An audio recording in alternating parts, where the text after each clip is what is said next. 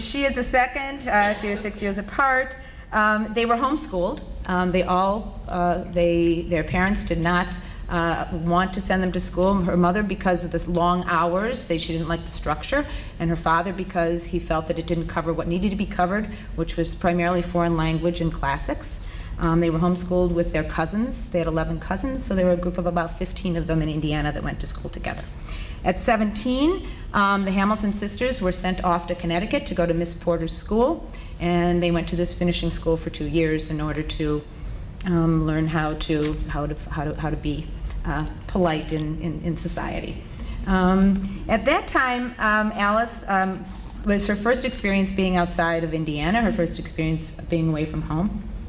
And she didn't love Miss Porter's school, but she did find that she wanted to find a career, find something to do in her life. And she decided she wanted to go to medical school. And as she says, Hamilton indicates that she chose medicine as a career, not because I was scientifically minded, for I was deeply ignorant of science. I chose it because as a doctor, I could go anywhere I pleased, to far-off lands or to city slums, and be quite sure that I could be of use anywhere. I could meet all sorts of conditions of men. I should not be tied down to a school or a college as a teacher is, or have to work under a superior, as a nurse must do. Hamilton had to catch up on her science education in physics and chemistry, because they didn't offer that at Miss Porter's. So she went to a independent medical college in Indiana. So the medical school training, for the physicians in the audience, I'm sure you know, for others maybe not, was really somewhat of a decentralized, disorganized activity until about 1917. The Flexner Report was issued, and it really reorganized medical education. But at that time, there were a handful of universities around the country that really were considered the models for medical education. Most of them were on the East Coast, and the University of Michigan was one of those places. But in order to go to the University of Michigan, she needed to have some background, and so she did a little bit of work with the proprietary medical colleges in Indiana, which offered her some background in medicine. But she then took off and went to University of Michigan. She went to University of Michigan in 1891 and finished in 1893, and I think it was she ended up with a bachelor's degree in medicine. Post-medical school. She had a good experience in medical school, but she loved her science classes, and she really was most interested in bacteriology and laboratory science. Post-medical school, she was encouraged to go into a residency program. She went for 2 months to the first residency program and was not very happy. She transferred to a second residency program in Boston, where she did the balance of the year, and she didn't like that much better, but found that she could, in the city of Boston, go and spend time out in the communities, and she found she loved working with the people in the communities and talking to the people in the neighborhoods around where she was doing her practice. Post-medical school and post-residency, she was like many graduate students, wasn't quite sure what she was going to do or where she was going to go or how she was going to spend the rest of her life, and had an opportunity to go to Germany with her sister Edith. Edith had been given a fellowship to study for 1 year in Germany, and Alice decided to join her in Germany and made arrangements on her own at two universities, at Leipzig and in Munich, with quite renowned lab bench science researchers. And she studied microbiology and was working with Nobel laureates there, and learned a lot of practical research experience. Wasn't so keen on the laboratory culture there, though. She came back with her sister to Johns Hopkins University, but was unable to matriculate. While she could take courses, she was unable to matriculate because they weren't granting degrees to women at that time. So after that, she had an opportunity. She at that time was interested in working at Hull House, had been thinking about this for about 2 years, and was offered an opportunity to move to Chicago and to take up residency at Hull House. So here I have a few pictures. You see the sisters. That's about 1885. On the bottom is Hull House in 1910. And on the, it doesn't look at all like this building, does it? Those buildings are where these buildings are. And then the Harvard Medical School on the right. Chris talked about that, and I'll talk about it a little bit more shortly.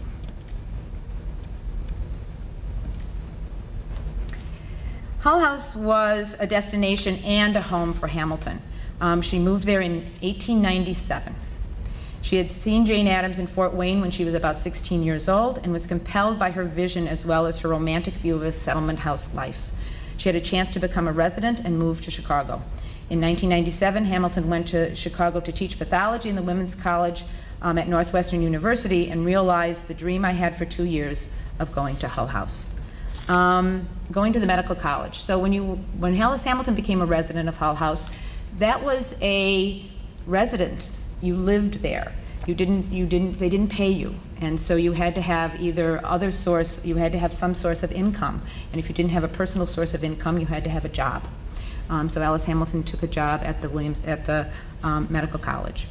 If you needed to make a living, you had to find a job. Hull House for Hamilton was a residence and her avocation. She spent the first 5 years of work in Chicago teaching pathology to women students at Northwestern University. She indicates that it was a lonely life, and I was afraid I should lose a desire for research for its own sake, which Ann Arbor, Germany, and Johns Hopkins had given me. She found the opportunity at the University of Chicago to work 2 or 3 days a week on a project investigating the regeneration of brain matter in rats following the brain injury. And this is really how she spent the teens, the 1900 to 1910, before she had an opportunity to have what I will consider to be a primary event in her life, participating on the Deneen Commission.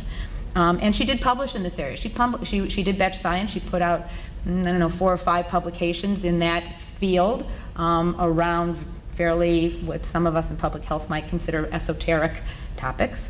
And that was her path at that time. At Hull House, she lived with the icons of the settlement house movement: Jane Addams, Florence Kelley, Julia Lathrop.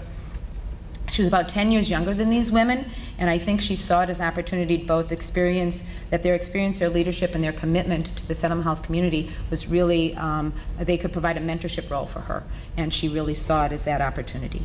During these years, Hamilton describes her environment as rich and diverse.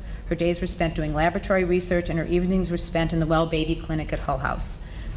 This was considered decidedly not scientific from her point of view. However, through this opportunity and experience of visiting families in the community, she became aware of the illnesses associated with work and became outraged at the lack of employer awareness, recognition, and control of hazards.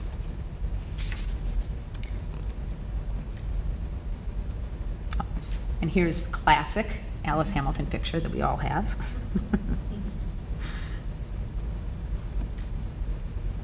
Okay, so that brings us through Alice Hamilton through about 1910. So her childhood was spent in Indiana, homeschooled. She then pursued sort of a wide range of educational venues in trying to figure out what she was doing. So what did she think was worthwhile? Hamilton's publication record is extensive. She wrote for popular government and scientific publications, and I think, as Chris has suggested, she really did want to reach everyone. She wasn't just interested in publishing in the scientific literature. And she probably published more government documents than anything else. Hamilton's first article in Industrial Hygiene was entitled "Industrial Diseases with Reference to the Trades in Which Women Are Employed." And this was published in a magazine called Charities in the Commons. The Deneen Commission report, published in January 1911, was her first major report in occupational health. She published a handful of papers in scientific literature over those years. The body and breadth of her written work reflect the value she placed on publishing. This is for the students in the audience. Specific to industrial hygiene, Hamilton published as many as 15 articles in popular magazines like Harper's,